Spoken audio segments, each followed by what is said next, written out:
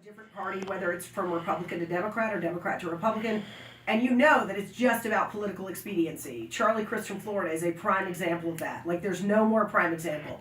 But when Elbert Guillory decided to move from the Democratic Party to the Republican Party, he took the time to film a video that is incredibly powerful, and it's a video that I wish every Republican would watch, because he talks about the ideals of the history of the party and what drew him to recognize that he was aligned with those ideals. And I'm thrilled to have Senator Elbert Guillory in the studio with me this morning. Good morning, sir. Good morning. It's great to be here, and congratulations on your change. Thank you very much. I'm excited to not be getting up at 4 o'clock in the morning anymore. And Senator Guillory is in town to support the candidacy for Congressional District 1 of Casper, Stockham, who's also in the... I am here. Yes. I also want to give you the congratulations. Well, and they brought me flowers too, which was super sweet. I really appreciate that. Now, first of all, I want to start with Casper, and then we're going to kind of bounce back and forth. Casper, we've had you on the show before, Yes. but it's been a while. Mm-hmm. So, thumbnail sketch for the people who are just hearing your voice for the first time. Sure. A little bit about you, why you decided to jump into this race now. Okay. So I am a small business person, HR consultant kind of person. I've been doing that for 30 plus years. I've been around the political arena for quite some time, been following it, and also been involved for 3 years as the president of the American Conservatives of Color with Derek Wilburn. What happened is that I got sick and tired of the lying, cheating, stealing, backroom deals that's going on even today. Oh, yeah. More on that in a moment. in Washington, and I said, somebody's got to do something. So I stepped up, and I'm running now as a candidate in CD1, which is Tough district for Republicans. very tough district, but it can be easily won. You think easily is a big word, Casper. It's a big word, easily won. But I'm telling you, I drive for Uber and Lyft, and I drive my constituents around all night, and we talk about politics, not R&D. We talk about what they're concerned about, and my platform is what they're concerned about. When they get out of my car, I hand them a card, and they say, "You know what? I'm gonna vote for you." Now, I am not saying that everybody that gets out of my car is gonna vote for me. Right. But I have not had one that said they won't. All I need is 20%. Yeah. 20% of the people that would normally vote Democrat to vote for me, and I win. Well, why now? I mean, you got sick of everything, but this is a huge commitment. I mean, running for Congress is no joke. Right. The race itself, I mean, you guys today, you drove up here, you're driving down to Colorado Springs, you're racing around this whole weekend. Right. What was it? Is there anything, was there a moment, one specific thing that made you go, dang, this is so horrible that somebody has got to do it, and it's going to be me? Yeah, a win in Colorado could change it to red. That could affect the presidential election as well. Right. And our country, I mean, we are in trouble. We are in trouble, and it's not just the Democrats that are taking us over the cliff.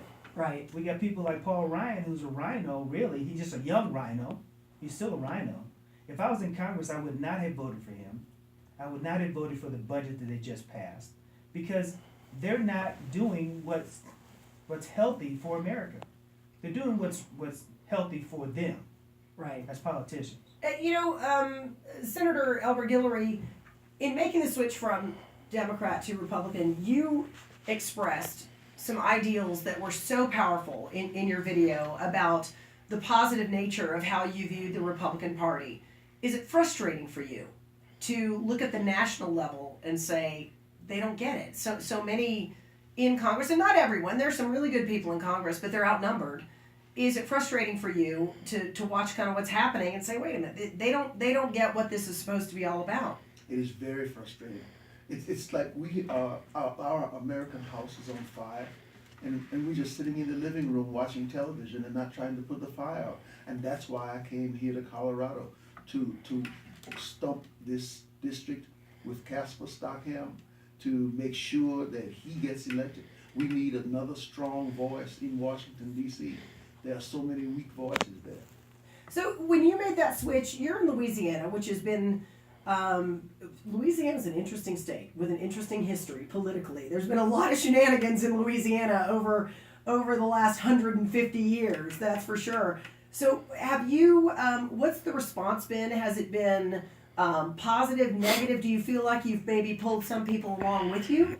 Yes, we've recruited a large number of persons to move to the Republican Party. The response has been very, very favorable. About 90% favorable, about 10% unfavorable, and most of those are either from die-hard Democrats or from people who simply do not understand, who've sipped too much of the Kool-Aid.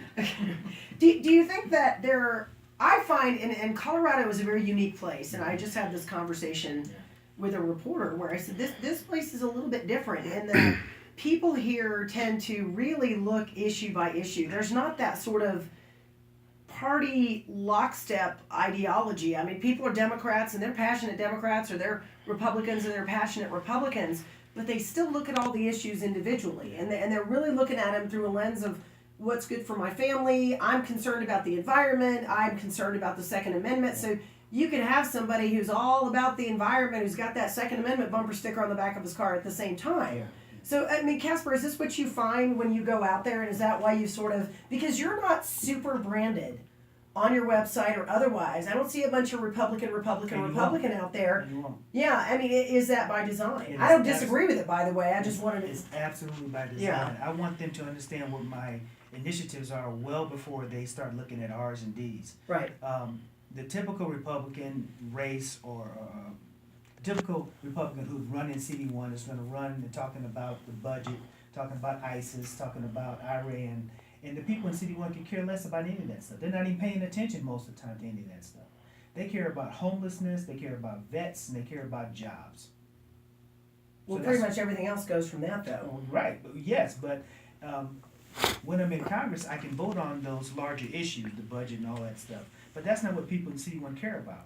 So the race that I'm running is more of a mayoral race than it is a congressional race. But are you going to be able to have an impact in Congress on those things, those very local issues? Homelessness is an issue that every city in this country has. With any kind of metropolitan area, it doesn't even have to be a big metropolitan area. Right. It is a pervasive problem. It is a problem, but there are many cities who are handling it very well. What I'm going to do is I'm going to shine a light and bring those issues to the forefront. So I'm gonna show the city how they can do it better. I'm not the mayor, so I'm not gonna be able to do those kind of things, but I can definitely shine light on what works and what doesn't work, and embarrass them into doing it the right way. Now, in the elevator on the way up, the budget deal was mentioned and it frowned upon roundly by everyone in the elevator. Yeah. What are your thoughts on the leadership right now in the party? Yeah. Well, first of all, I was mildly hopeful that Paul Ryan was going to be good, but guess what? Me too. And then Lucy pulled that football right out and under when I ran up to kick it, so it's all over. I would have not voted for him as the speaker if I was in Congress. You need to meet my friend Congressman Thomas Massey from Kentucky. Yeah. He's the one that tried to lead one of the guys who tried to lead the coup a couple of years ago. Yeah. To say he's not a fan of Paul Ryan is an understatement. Right. Well, there's a couple. Ted Yoho from Florida as well. We need to, well, first of all, we need a new Republican Party, not a different party. We need a new Republican Party, same platform, but they have to swear to two things: uphold the Constitution and uphold the current platform. And then we start to build a coalition of Congress people and senators and stuff that say, I'll sign on to that. Right. And when they don't, we kick them out of our new Republican Party, and they can go back to their Rhino Party.